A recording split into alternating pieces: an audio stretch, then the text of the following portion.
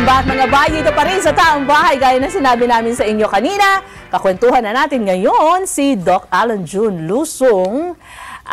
Katarata ang pag-uusapan pa rin natin, Doc. Yes, great yung morning pa rin. sa'yo. Great morning, Abay Julian. Great Good morning po. Ate Mavic. Grabe, ang saya-saya.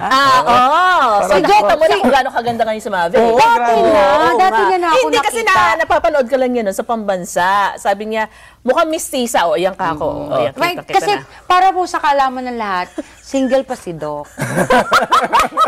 Single pa si Doc. So sa mga mga gusto mag-apply no, Doc. Pero katarata, alam nyo, sa totoo lang, parang pangkaraniwan na lang po ang katarata ngayon, para doon sa ating mga may edad, no? Usually yan, anong edad ba usually nagkakaroon ng, yung talagang madidetect mo, Doc, na nagkakaroon ng katarata? Sige pa. Mga 60 and above. Yun. 60. Ang nanay ko kasi meron. Ay, Mami, kamusta ho? Si Kamusta na Mama kayo? Luz. Oo. So parang hinihinog pa siya? Parang ganun pa siya? Ngayon po, hindi na hinihinog Hindi na. yun. Okay. Ina-advise naman namin kung kailangan ng operahan. Kasi kapag, meron pinapabasa kami na chart, no? Kapag dun sa chart, hindi niya na mabasa kahit yung pangatlo lang, ayun, ano na yun, pwede na operahan. Pwede na operahan. May ganun kasi pala. meron naman kasing katarata na, may katarata siya, pero malinaw pa nakakita. Hindi naman kailangan na operahan kaagad. Pero, Abay Julie, matanong ko na kay Doc, ano ba talaga cause ng cataract? Kasi, ang perception, lumalabas lang yan sa mga matatanda. Okay? Natural na pagka umabot ka sa ganitong edad, katandaan, sabi nila, talagang nagkakaroon. Pero may cause ba talaga yon, Doc? Yung, kaya siya nagkaroon ng katarata kasi ganito siya, kasi nagbabasa ng walang ilaw. Yung mga ganun. Ay, hindi naman po kasama yung pagbabasa ng walang ilaw. Pero sa katarata po kasi, meron tayong tinatawag na age-related cataract. Ito yung nabanggit ninyo na kapag nagkakaedad ang tao, ay nagkakaroon ng katarata. Kasama sa buhay natin yon. Tapos, meron naman tayong tinatawag na induced. Yung pwedeng nasuntok, trauma, gano'n. Nasuntok yung mata, nag-form ng cataract. Meron naman na dahil sa secondary siya sa sakit. Kunyari, yung mga taong mayroong diabetes, sila po ay high risk po sa cataract. Ayun. At meron naman dahil sa radiation. Pero po ang tanong natin, paano mo malalaman? Ito, mga abay natin, paano nyo nga ba malalaman kung kayo ay meron ng katarata? Sige. Isa-isahin natin. Ganito po yan. So, ang taong may katarata po, madali silang masilaw.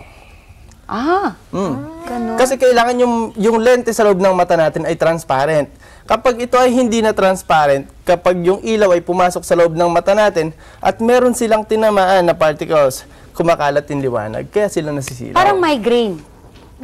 Sa migraine, Doc, di ba, ayaw din nila nung nasisilaw po. Pero most likely migraine related sa headaches. Opo. Ulo naman Opo. siya. Pero ito, nasisilaw sila. Masakit sa mata. Opo. Iba kasi minsan yung masakit sa mata tsaka masakit sa ulo. Yes. Kapag nasisilaw sila, masakit sa mata. Okay. Bukod pa po doon, ito pong mga may katarata ay nagkakaroon sila ng tinatawag na second sight. So kapag nagkakaedad, napapansin lang parang lumilinaw ang paningin ko sa malapit. Yan. Nagiging more nearsighted sila. Kaya sabi nila nakakayanan ko na ulit magpasok ng sinulid dun sa karayom. Mga ganon. Second sight na po ito, sila ay nagiging nearsighted na. At yung mga may katarata, nagbabago na ang grado po ng mata nila. Sunod naman, yung kulay, nagbabago ang tingin nila sa kulay. Kasi medyo nagiging yellowish minsan sa ibang mga klase ng katarata. Yellowish, parang merong tint sa paningin nila. Wait, Doc, pero itong katarata niya, anong level yan? Yun ba yung medyo hinog na o medyo grabe na o yung mga sintomas na yan, paumpisa pa lang yung cataract? Nag-uumpisa po yung cataract. Kasi kapag hinog na yung cataract niya, hindi na siya nakakakita nun. Sobrang malabo na. May tendency ka palang mabulag? Opo, ang cataract po ay leading cause of blindness. Kasi yung cataract ay dun sa lente na pakapal ng pakapal, kaya naharangan yung ating vision. Nandyan yung makikita nila na parang maulap, parang may plastic na nakaharang sa mata nila. Kaya yun po yung cataract na yun. Opo. Sabi mo kanina, normally, nasa 60 pataas nagkakaroon ng katarata. Pero may mga alam tayo na earlier, siguro mga at the age of 45, 50, meron na Opo, kasi tulad po dun sa kunyari, nauntog sila, yung mata tinamaan, yan, maaaring makadevelop ng cataract. Tapos yung mga exposed sa radiation, yon. At yung, minsan yung sa sakit nila, kung sila ay diabetic, mabilis mag-form ng cataract po sa mata nila. Ayan. Pero pag once naman na tinanggal na yon, hindi na babalik? Yung cataract po kasi, sa cataract extraction, tinatanggal yung, meron tinitira sa parte ng lente ng mata, sa may likurang bahagi. Kasi doon isasandal yung lente na bago. Kasi papalitan ng lente po sa loob ng mata natin eh. So pag sinandal yun doon, syempre galing pa rin yun sa dating cells ng mata natin, ng lente. Yung naiwan yun ay maari pa rin na maging blurred.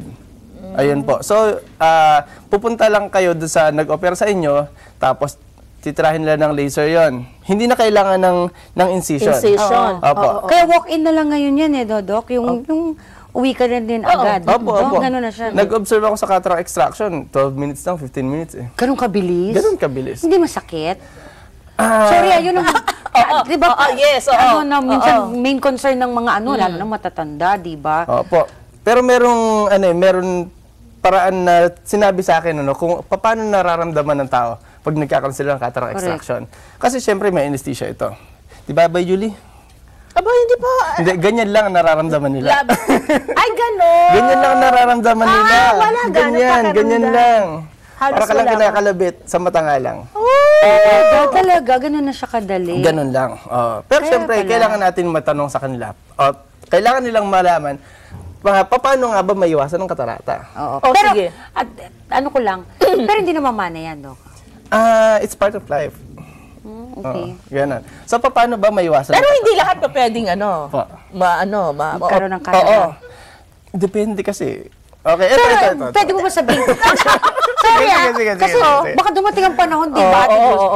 Pero pwede mo sabihin na lahat ng tao may katarata. Depende lang sa lifestyle mo, yung nangyari. Kasi sabi niyo, part na ng buhay eh. Ibig sabihin, sa lahat pwede tayo magkaroon. Opo, lahat tayo pwede magkaroon. Kasi yung mata natin, yung lente sa loob ng mata natin ay hindi nagpapalit ng cells. Kaya yan ay tumatanda din, no? Ayun. Syempre, paano nga ba natin maiwasan na mabilis siyang tumanda? May kinalaman po ang pagkain. Okay. Kailangan, healthy foods ang kinakain natin. Yung mga green leafy vegetables, yung mga fruits, tulad ng saging, di ba? Ayun, tapos yung apple, ganyan. Pagkatapos doon, syempre, yung lifestyle natin, dapat nag-exercise po tayo. Hindi kinakalimutan yung exercise eh. Kaya naman, hindi nagiging healthy ang mga Filipinos kasi hindi sila mahilig maglakad-lakad. Di ba? Pag nagpunta ka sa ibang bansa, wala kang gagawin doon kundi maglakad kasi walang tricycle. Di ba? O hindi uso tricycle doon, kaya lakad ang ginagawa nila. Sa atin maraming tricycle. Kaya hindi tayo nakapaglakad-lakad. Sunod po, kailangan ng safety, syempre. Hindi tayo dapat na doon sa may hazardous area. Tapos wala tayong equipments na for... Radiation, sabi nga. Opo, diba? kailangan meron tayong protection sa mata. Kasi baka mamaya tamaan yan. Correct. Tapos kapag tayo gumagamit ng gadgets ngayon, tsaka sa araw, syempre, kailangan natin ng anti-radiation ng mga protective eyeglasses. Ganun po. Ito ay nakakatulong. Yung laging nakatutok sa computer at di ba? Pwede yun, Tapos yung mga bisyo, ito ay dapat iwasan kasi dahil dyan, maaga nagpo-form ang cataract. Alam niyo ba, minsan may mga pasyente po ako, no? Ang edad ay 60 plus na, pero wala akong nakikitang sintomas ng katarata sa kanila. Yan.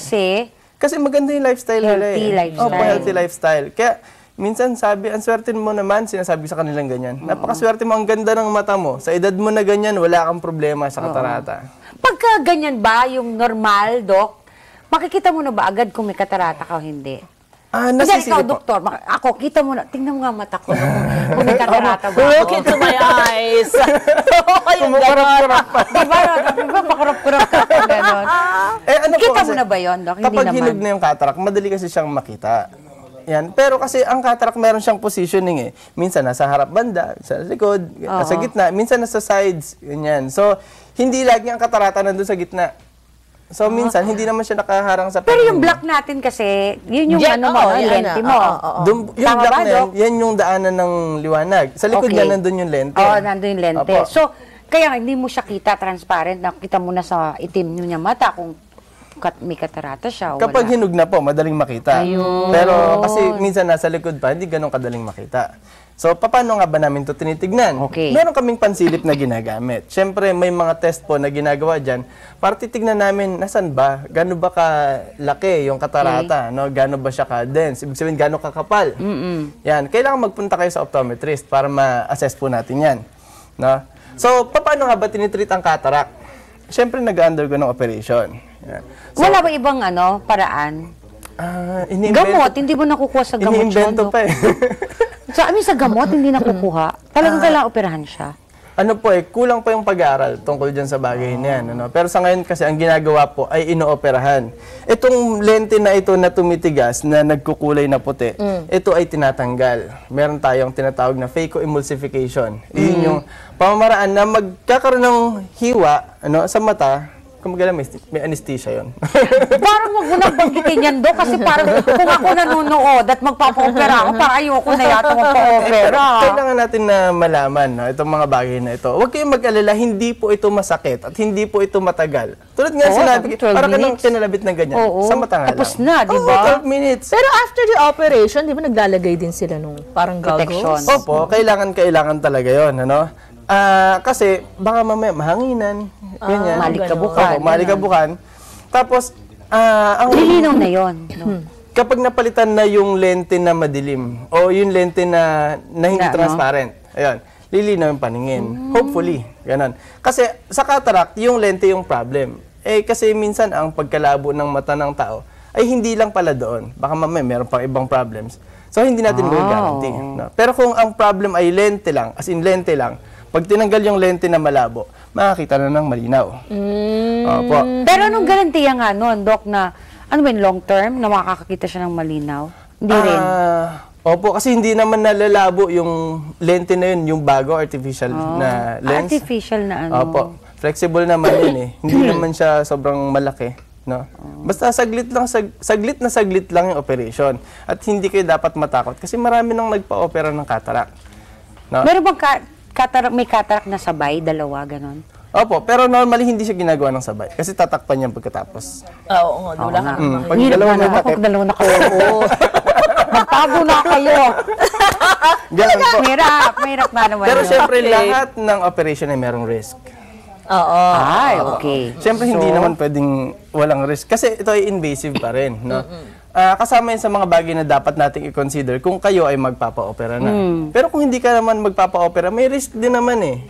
Yes. Mas malaki ang pwede risk. ka mabulag, Opo. di ba? Kasi tulad ng sinabi ko, cataract is the leading cause of blindness. Ayan. So, pag hindi mo pinaoperahan yan, nandyan pa rin yan. Correct. Lalabo ng lalabo ang paningin mo. Tapos yun na yun. So, ang risk dyan, maaring mag-develop ka ng glaucoma, maaring magkaroon ng retinal detachment, matatanggal yung madidetach yung retina mo. Tapos nandyan yung, syempre, meron minsan makate, ganyan. Pero itong mga bagay nito ay hindi naman laging nangyayari. Kasi ngayon ay sobrang successful na ng mga operation. Ayan. Alam niya mga abay, mahaba itong talakayan na ito.